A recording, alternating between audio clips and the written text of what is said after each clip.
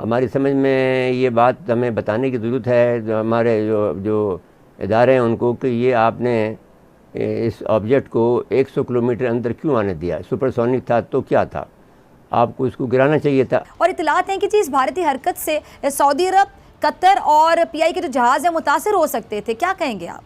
उनको यानी एक जवाब देना चाहिए कि जो गुलेल के फेंका जाए पत्थर हो, लेकिन वो 200 किलोमीटर अंदर जाए जो उनके हाथ पे चढ़ सके, तो वो जवाब होगा प्रॉपर जी। अच्छा, अब अगर आप ये कहते हैं कि आप इसको देखना चाहते थे कि ये किस किस्म का है और इसकी गैजेट की आप इसकी नकल करना चाहते थे, तो वो एक अलग बात है, तो वो उसको फिर भी एक्सप्लेन होना चाहिए। चन्नू में गिरा है, आपको ये बताना चाहते हैं कि मैं आप चन्नू हमारा काफ़ी बड़ा बेस है और वहाँ पर गिरना कोई अच्छी अलामत तो नहीं है। हमारी समझ में ये बात हमें बताने की ज़रूरत है जो हमारे जो इदारे हैं उनको, कि ये आपने इस ऑब्जेक्ट को 100 किलोमीटर अंदर क्यों आने दिया। सुपरसोनिक था तो क्या था, आपको इसको गिराना चाहिए था। अच्छा, अब अगर आप ये कहते हैं कि आप इसको देखना चाहते थे कि ये किस किस्म का है और इसकी गैजेट की आप इसकी नकल करना चाहते थे, तो वो एक अलग बात है, तो वो उसको फिर भी एक्सप्लेन होना चाहिए कि आपने दुश्मन के ऑब्जेक्ट को आया और फिर यहाँ तो 100 किलोमीटर अंदर आ गया, तो उसके ये कैसे मालूम था कि वो उसके पास जो है एटॉमिक उसके पास नहीं है, या फिर वो कोई ऐसा मिसाइल सिस्टम नहीं है जो ऑब्जेक्ट आ रहा है, तो वो आपने कैसे अंदाज़ा लगाया कि आपके पास ऐसे सिस्टम मौजूद हैं। तो ये भी बताया जाए और इसकी वजाहत की जाए, क्योंकि ये 100 किलोमीटर अंदर आना ये हमारे दिफा की फेलियर बज़ाहिर नज़र आती है। और इतलात हैं कि जी इस भारतीय हरकत से सऊदी अरब, कतर और पीआई के जो जहाज है मुतासर हो सकते थे, क्या कहेंगे आप?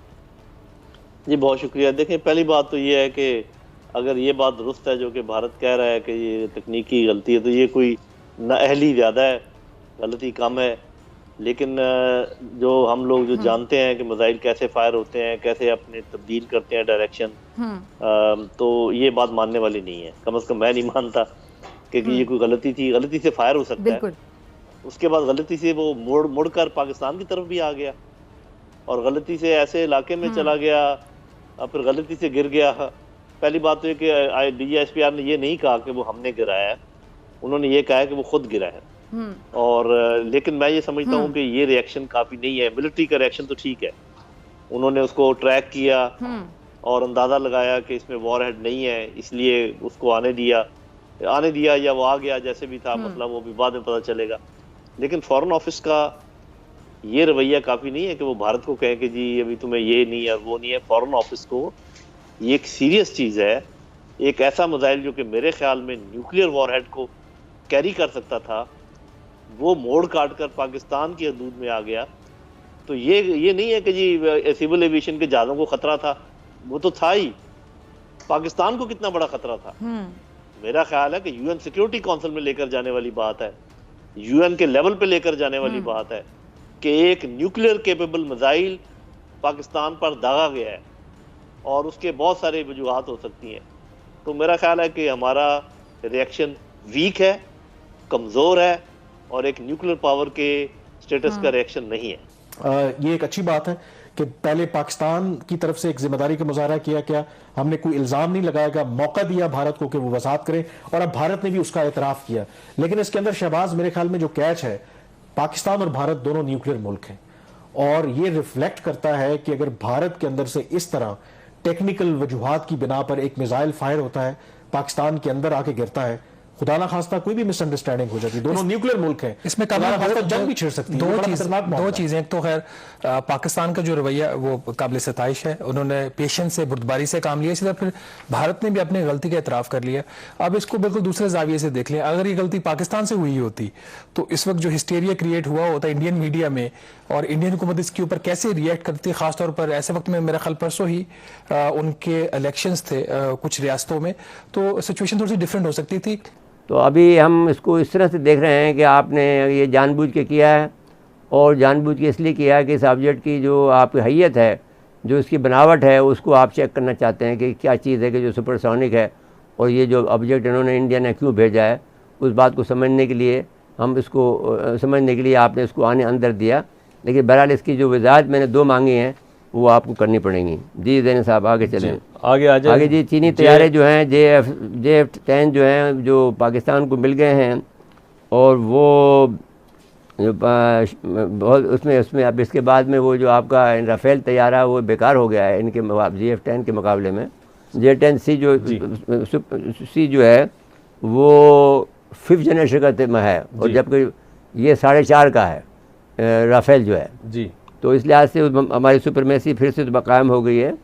जो राफेल के आने से ये लोग बड़े खुश हो रहे थे और उस पर उसकी पूजा पाठ कर रहे थे, लेकिन हमारे जो वज़ीर-ए-आज़म ने भी JF-10 का मैंने मायना किया है आज। जी जी।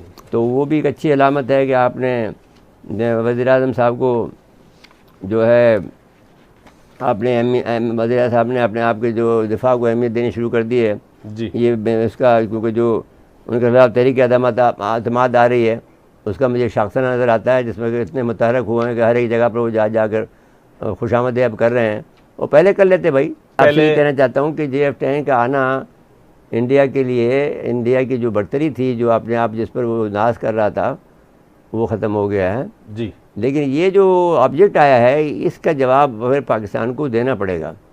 ये जो मैंने 2 सवालात किए हैं उसका, और उनके 200 किलोमीटर जाकर आपका ऑब्जेक्ट गिरना चाहिए जी। जो ऐसे पत्थर हो कोई साथ में जी। कोई ऐसी चीज़ जाए उसके साथ में कि जो गुलेल के साथ फेंका जाए और पत्थर हो, लेकिन वो 200 किलोमीटर अंदर जाए जो उनके हाथ पे चढ़ सके, तो वो जवाब होगा प्रॉपर जी। उनको यानी एक जवाब देना चाहिए। हाँ, जवाब देना पड़ेगा आपको। और ये वो जो बार बार है ना कि आप दोस्त आ जाती है कभी।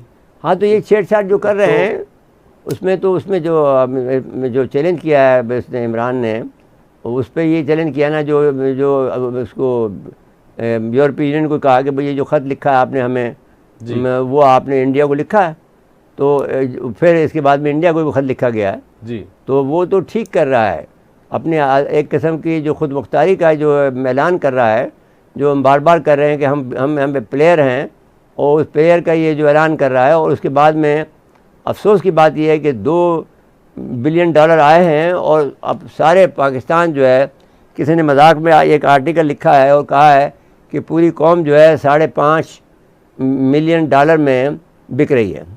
यानी अगर 10 करोड़ रुपए दिए जाएं 10 आदमियों को, तो उसकी टोटल जो कीमत जो बनती है वो $5.5 मिलियन बनती है। तो ये पूरी कौम जो है, यानी आप जो है वो की कीमत जो है उन्होंने $5.5 मिलियन लगाई है।